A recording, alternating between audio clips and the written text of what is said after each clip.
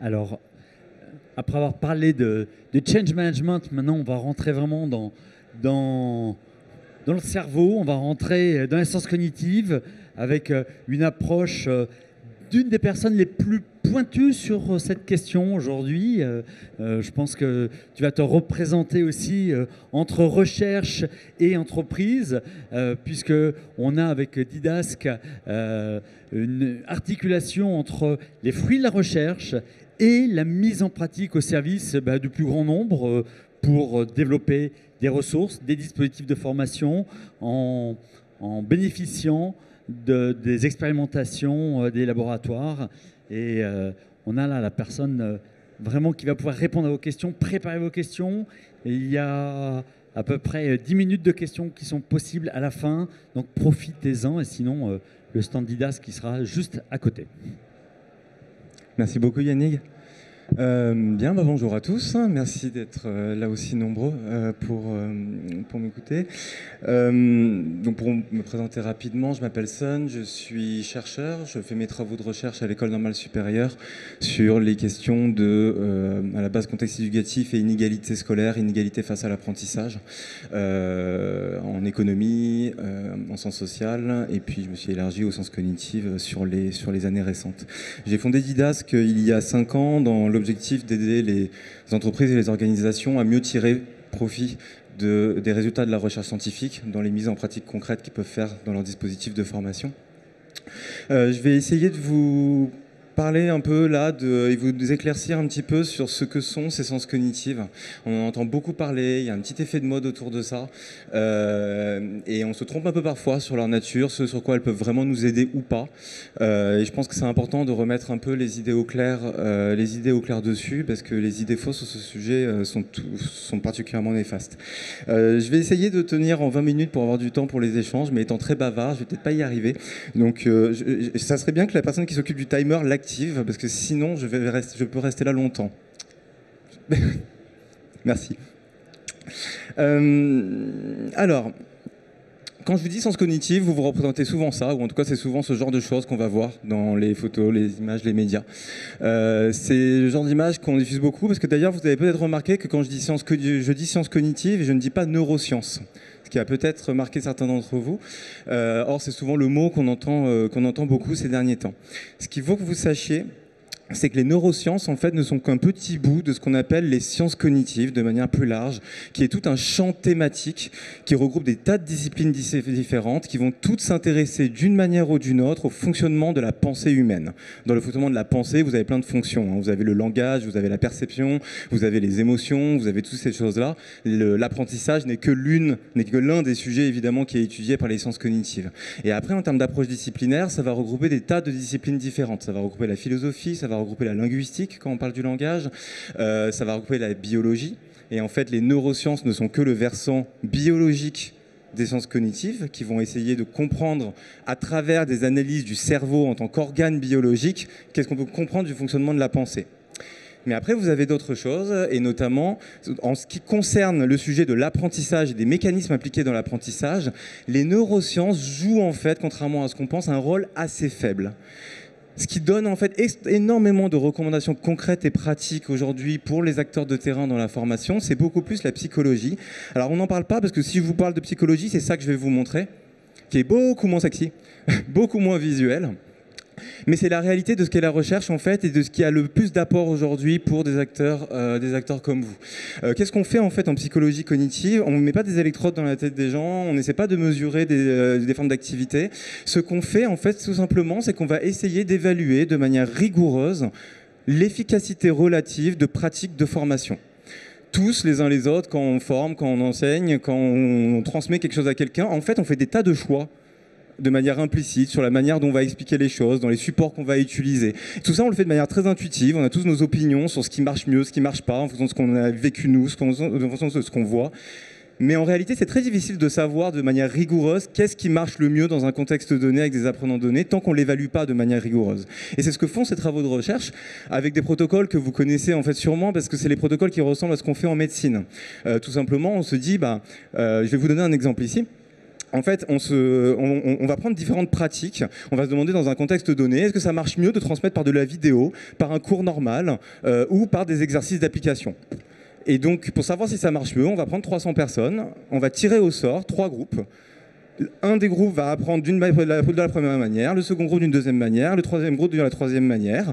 Et ensuite, à temps égal évidemment, ils vont tous y passer qu'une heure. Et ensuite, à la fin, on va mesurer par un test qui est capable le plus d'appliquer ce qu'il a appris, ou tout ce qui est le plus capable de mémoriser, tout simplement, et on va tout simplement comparer. Donc vous voyez, c'est très pragmatique en fait, et très concret. Il n'y a rien de magique, il n'y a rien de technologique là-dedans.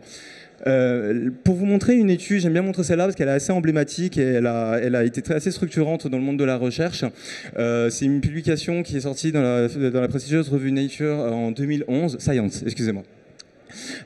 Où les chercheurs, voilà, c'est une étude vraiment emblématique, typique, ils se sont interrogés pour dire, voilà, si on est tous exposés à un contenu une première fois, on lit par exemple une information, là c'était les étudiants devaient tous lire un article scientifique une première fois.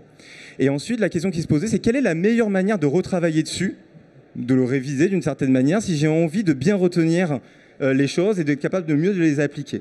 Et donc, ils ont voulu comparer notamment 3 pratiques sur lesquelles il y avait un peu des débats. Le premier, c'était en fait, donc, ce que vous avez en rouge, c'est le groupe. Donc, c'est le premier groupe qui est un peu bizarre, c'est le groupe témoin en fait, placebo, enfin qui ne fait que lire une première fois. Et lui, il s'arrête là. Les 3 groupes font autre chose.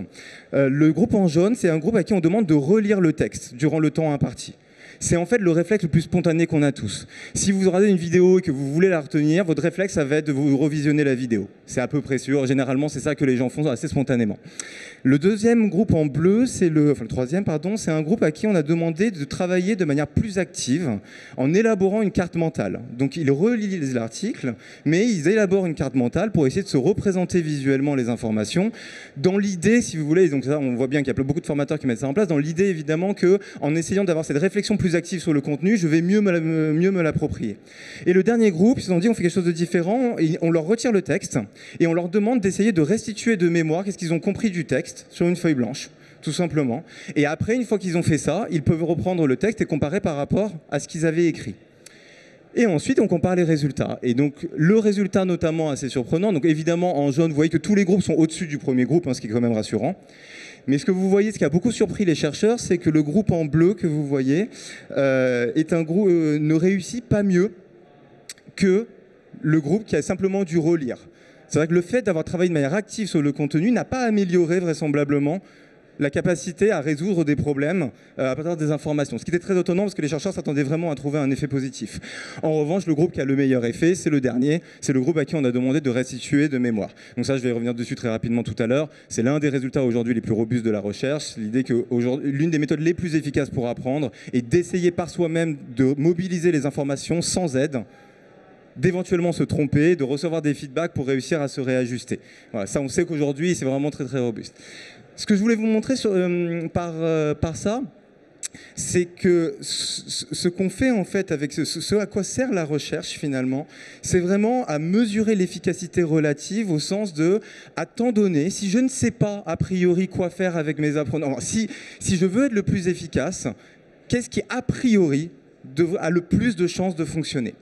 Et ça, donc, on s'appuie sur ce genre d'études. Et alors, évidemment, le problème d'une étude isolée, c'est que ça ne suffit pas. Tout le monde est capable de trouver une étude isolée qui va montrer que n'importe lequel de ces 4 va avoir un effet meilleur que les autres.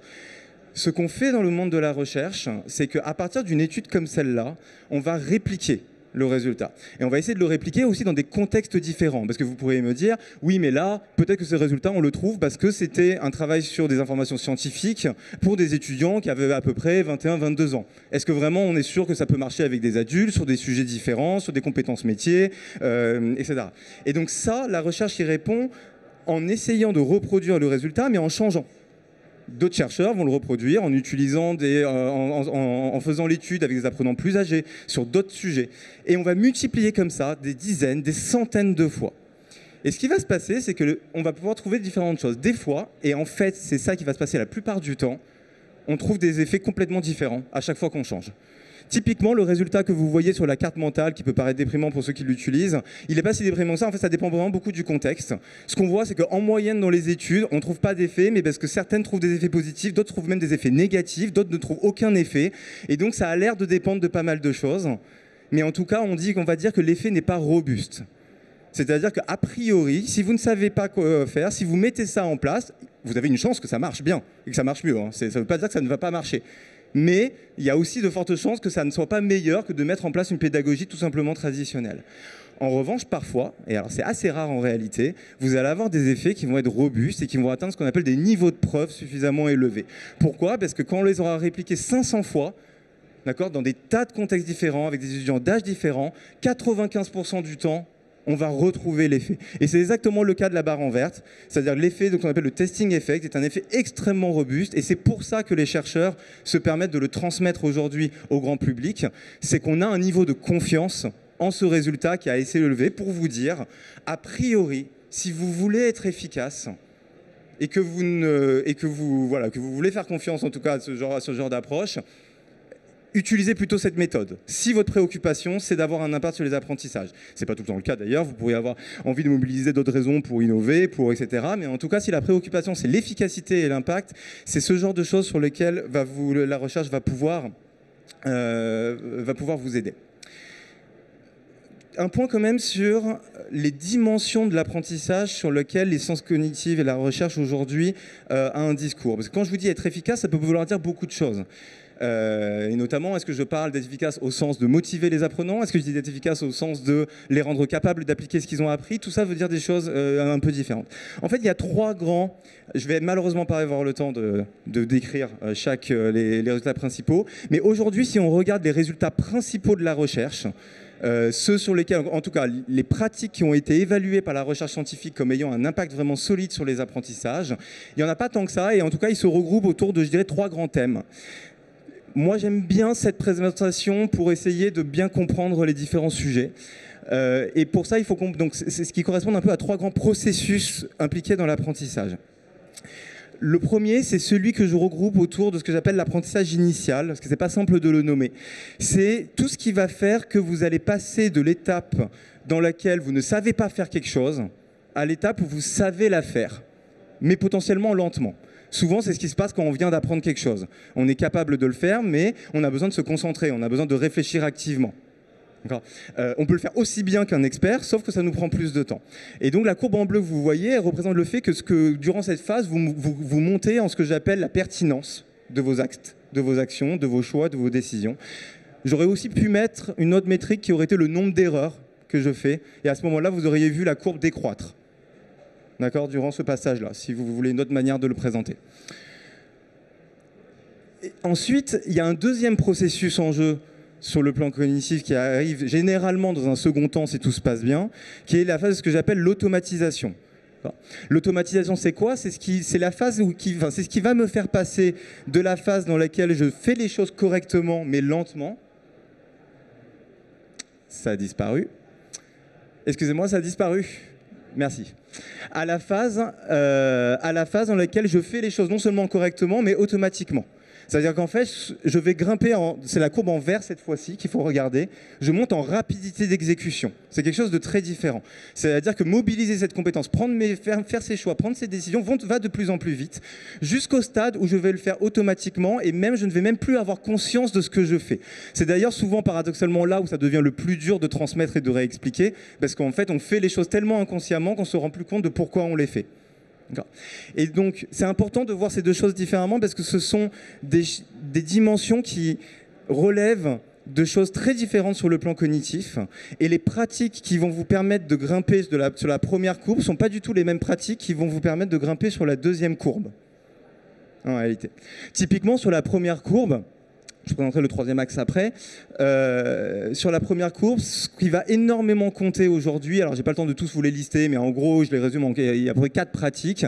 La plus importante, je pense, à retenir, c'est celle que je vous ai dit tout à l'heure. C'est ce que je mets dans le terme test and learn, tout simplement. C'est le fait, en fait, que ce qui fait qu'on grimpe dans cette courbe massivement, c'est le fait d'inclure dans le temps d'apprentissage énormément de temps où la personne fait les choses par elle-même, se trompe éventuellement, possiblement beaucoup, et tant mieux, et reçoit des feedbacks qui lui permettent de se réajuster. Plus vous incluez ça à temps égal dans le temps d'apprentissage, plus vous avez de probabilité que la personne monte en pertinence.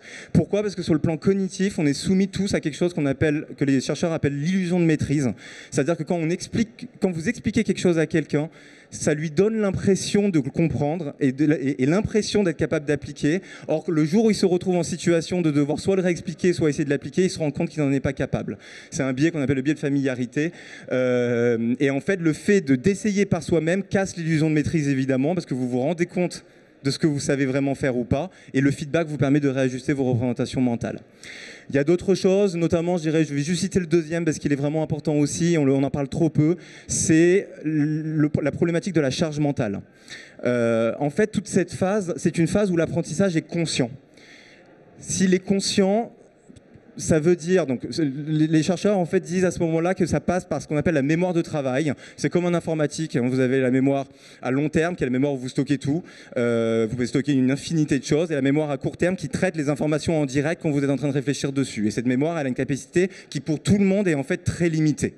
Et donc, ce qui se passe en fait souvent en formation et en pédagogie, c'est quand on essaie de transmettre trop d'informations, trop de choses à la fois, ou qu'on prévoit des activités ou des exercices qui demandent de mobiliser trop de choses à la fois, on met les gens en situation de surcharge mentale, parce qu'en fait, ils ont trop à mobiliser d'un coup. Typiquement, une formation dans laquelle vous transmettez des informations pendant 2 jours et dans laquelle le 3e jour est consacré à tout mobiliser, c'est bien parce que vous faites du test and learn, mais en revanche, le 3e jour, la personne doit mobiliser 2 jours d'informations. Typiquement, en fait, les pratiques qui consistent à granulariser son contenu, c'est-à-dire de transmettre le minimum d'informations pour très vite donner la possibilité à la personne d'essayer de les appliquer, sont des pratiques qui ont été évaluées comme améliorant considérablement les apprentissages, parce qu'elles permettent aux apprenants de mobiliser une quantité limitée d'informations qu'ils sont capables de traiter à ce moment-là. Tout ce que vous avez entendu peut-être dans les sciences cognitives autour de la problématique de l'attention, ça va ici aussi. Parce que la mémoire de travail a une capacité limitée, l'attention et ce filtre en fait qui va sélectionner uniquement les informations dont vous avez besoin, que la mémoire de travail va traiter, et ce filtre en fait a une capacité lui-même assez limitée. Donc si je suis soumis comme là, avec énormément de bruit autour de moi, énormément de choses, évidemment, ça va prendre de la place dans ma mémoire de travail et je vais moins pouvoir traiter les informations en cours. C'est aussi des choses, l'attention sur le contenu aussi. Si vous avez des slides dans lesquels vous avez des pavés de texte, par exemple, les personnes, en fait, elles utilisent une partie de leur charge mentale, de leur charge cognitive, à essayer de faire le tri dans toutes les informations sur ce sur quoi elles doivent réfléchir sur le moment. Et donc, ça peut les mettre en surcharge mentale. Sur la question de l'automatisation, c'est des choses très différentes.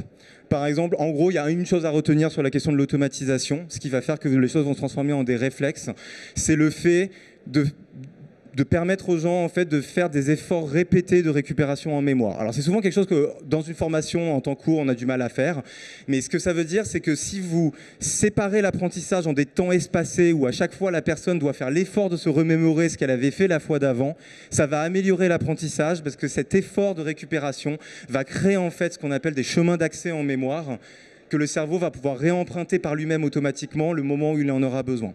Et donc ça, tout ce qui est les piqûres de rappel, alors attention, quand je dis répétition, parce que souvent c'est mal interprété ce résultat, parce que quand les gens en parlent, ils finissent par en parler en disant que l'important c'est la répétition. C'est pas n'importe quelle répétition. C'est-à-dire que réexposer les gens à une vidéo ou à du contenu passif, ça n'a aucun effet, ou très peu. Ce qui est important, c'est que ce soit la personne elle-même qui ait à refaire le cheminement pour essayer de retrouver par elle-même. C'est une nuance subtile, mais elle est très importante parce que sinon, vous ne déclenchez pas du tout l'effet de l'automatisation. Et donc, c'est ce qui fait que, par exemple, dans le fameux livre que je vous conseille tous d'ailleurs, Make It Stick, donc en français, ça s'appelle Mets-toi ça dans la tête, écrit par Henry Rodiger, qui est un des plus grands psychologues cognitifs américains. Il prend beaucoup l'exemple du chirurgien, du médecin ou du pilote qui ont automatisé un ensemble de décisions qui prennent instantanément. Et pourquoi ? C'est parce qu'en fait, ils ont refait tout simplement l'exercice par eux-mêmes, des dizaines, des centaines, des milliers de fois, jusqu'à ce que le geste s'automatise. Le dernier processus, qui lui aussi relève de mécanismes assez différents, sur lesquels les sciences cognitives ont pas mal d'apports, c'est évidemment tout ce qui est la question de la motivation. Et je dirais que c'est un peu le dernier, c'est-à-dire tout ce qui va faire que la personne accepte de s'engager dans ce processus et à persister tout le long du chemin jusqu'à arriver au bout. Et ça, c'est encore des choses différentes qui vont faire ça. Et ce qui est intéressant, c'est que dans le lot de de ce qui a été identifié dans la recherche comme des pratiques qui favorisent la motivation. Il y en a 3, moi, que j'ai surtout que j'explique généralement. J'ai pas le temps de tout vous expliquer, mais il y en a une qui est notamment, parce que ça va faire appel à des choses que vous savez, qui est la motivation intrinsèque.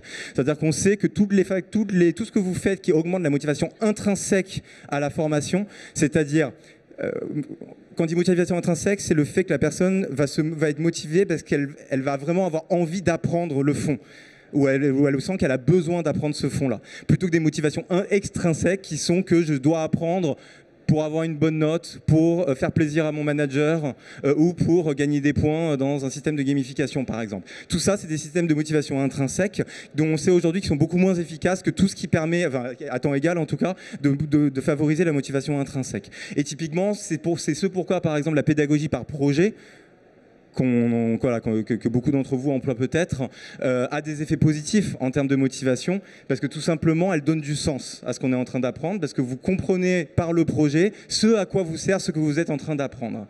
Mais ce qui est intéressant, c'est là où un peu le diable se cache dans les détails, c'est que c'est complexe parce que du point de vue de l'apprentissage initial, la pédagogie par projet a, elle, un effet plutôt négatif. Parce qu'en fait, ce dont on ne se rend pas compte dans la pédagogie par projet, c'est que quand on demande aux gens d'apprendre des choses en réalisant un projet, ils ont beaucoup d'autres choses à traiter en même temps que le fond des connaissances à transmettre. Il y a les interactions avec les autres, il y a le regard des autres, il y a énormément de choses en fait, qui tournent autour des connaissances en fait, et des compétences à apprendre, qui fait qu'on met souvent les gens en situation de surcharge mentale. Et pour les apprenants en fait, qui partent de zéro d'une certaine manière et qui ont besoin d'apprendre les connaissances de fond, beaucoup d'évaluations ont montré aujourd'hui que la pédagogie par projet avait plutôt une tendance à réduire la qualité de l'apprentissage. C'est pas vrai pour des apprenants qui maîtrisent déjà les connaissances de base et pour lesquels l'objectif de la pédagogie par projet est précisément de les faire mobiliser toutes ces connaissances pour réaliser le projet. Là, à ce moment-là, ça marche très bien. Donc vous voyez, le diable se cache un peu dans les détails et c'est intéressant de voir qu'une même activité pédagogique peut avoir un effet positif dans un domaine, mais un effet négatif dans un autre domaine. Alors souvent, on me demande, du coup, il faut le faire ou il ne faut pas le faire. Ce que je leur dis, c'est que ça dépend. Voyez en fonction de votre contexte. Si vous n'avez pas besoin de motiver vos apprenants, ne l'utilisez pas, en tout cas au début. Commencez par d'autres types de pédagogie qui vont vraiment permettre de maîtriser les compétences de base et vous utiliserez peut-être le projet à la fin quand il s'agira de tout mobiliser ensemble. Si vous avez besoin de motiver vos apprenants parce que vous êtes dans un contexte dans lequel les apprenants ne sont pas motivés, allez-y, faites-le. Prenez peut-être un quart du temps pour faire un projet de départ pour les embarquer, mais ne vous leurrez pas, ne pensez pas que ce temps-là est un temps dans lequel ils vont aussi réussir à très bien apprendre les connaissances de base. Vous allez probablement devoir repasser un temps pour repasser sur les connaissances de base. Voilà. C'est vraiment comme ça, finalement, je pense qu'il faut prendre cette littérature et tous ces travaux de recherche comme des guides, finalement, pédagogiques sur, si je veux être efficace, quelles sont les bonnes pratiques à chaque fois que je dois faire en fonction de mon contexte et en fonction de mes apprenants. Juste pour conclure, par rapport à la question qui m'a été un peu posée là, pour cette keynote, finalement, quels sont les usages concrets qu'on peut en faire aujourd'hui et que les gens peuvent en faire dans le monde de l'entreprise. Alors, chez Didact, ça fait 5 ans qu'on existe et ça fait 3 ans surtout qu'on se déploie auprès de pas mal d'entreprises. Notre métier, c'est de proposer une solution de conception de modules digitaux avec une méthode pédagogique qui essaie de respecter justement toutes les recommandations de la recherche au maximum pour maximiser l'impact auprès des apprenants. Et aujourd'hui, on propose une solution qui permet à n'importe qui, avec un guide pédagogique, et c'est un peu sa spécificité, de réfléchir d'une certaine manière à son contenu pour réussir en bout de chaîne, de manière assez simple, à délivrer un module qui respecte toutes ces recommandations. Pourquoi je dis ça ? En fait, ce qui est intéressant surtout, et ce que je voulais vous dire là, c'est un peu le retour d'expérience finalement, après plusieurs années dans lesquelles on a travaillé avec beaucoup d'entreprises qui ont testé, qui ont déployé notre solution sur des projets de nature très différente. Quels sont finalement les projets et le type de projet dans lequel j'ai le sentiment, moi, que cette démarche scientifique que je vous ai présentée, elle a une vraie valeur ajoutée aujourd'hui pour les gens, parce que c'est pas vrai sur tout. Il me reste 1 minute 40 de ce que je vois. Il y en a deux. Le premier, c'est vraiment tous les projets de transformation RH. On accompagne aujourd'hui des groupes, des grands groupes dans des grands projets de transformation dans lesquels ils ont vraiment besoin de transformer les mindsets, les comportements des individus, soit pour des projets de transmission de valeur, soit de transformation des postures managériales, des questions aussi de transformation sur l'expérience client. Et ça, c'est des projets sur lesquels ils ont des objectifs d'impact, où l'objet n'est pas d'innover, l'objet est vraiment de réussir à avoir et de changer concrètement les comportements. Et c'est très clair que ces projets par rapport aux autres, on voit très bien que cette démarche scientifique, nos clients, ils voient une véritable valeur ajoutée parce qu'elle les guide vers les pratiques qui vont avoir le maximum d'impact pour réellement transformer les comportements. Le deuxième, et j'en terminerai là, c'est tous les sujets d'empowerment pédagogique, j'appelle l'empowerment pédagogique des métiers. Évidemment, les métiers jouent un rôle extrêmement important dans la formation. Hein. C'est eux qui délivrent la première formation, qui sont les formations sur les compétences de cœur des métiers de tout le monde. Avec l'entreprise apprenante, dont on ne sait pas trop quoi mettre dedans, mais il y a quand même une réalité, c'est qu'on sait très bien qu'il va falloir être beaucoup plus agile dans la conception pédagogique. Être plus agile veut dire se rapprocher du terrain et faire en sorte que les acteurs de terrain eux-mêmes conçoivent du contenu pour aller plus vite et ne pas avoir des boucles énormes de formation. Et les RH et les L&D vont se positionner de plus en plus dans de l'accompagnement des métiers dans la conception.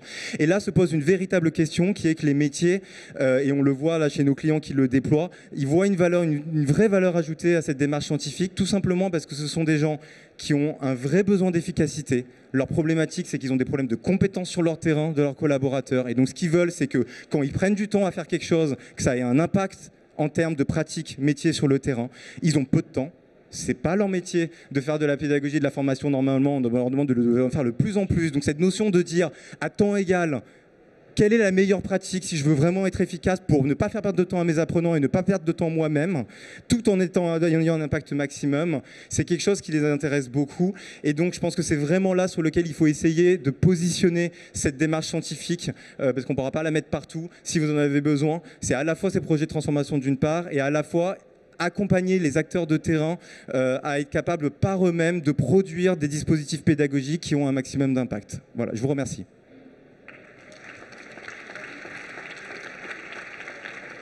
Et je crois que j'ai probablement sucré tout le temps pour les questions. C'est bien ça? Ou est-ce que j'ai le temps pour 2 questions? On s'arrête là? Bon, bah, écoutez, désolé, merci beaucoup. Notre stand est juste là et je suis à vos dispositions jusqu'à la fin si vous avez des questions. Merci beaucoup.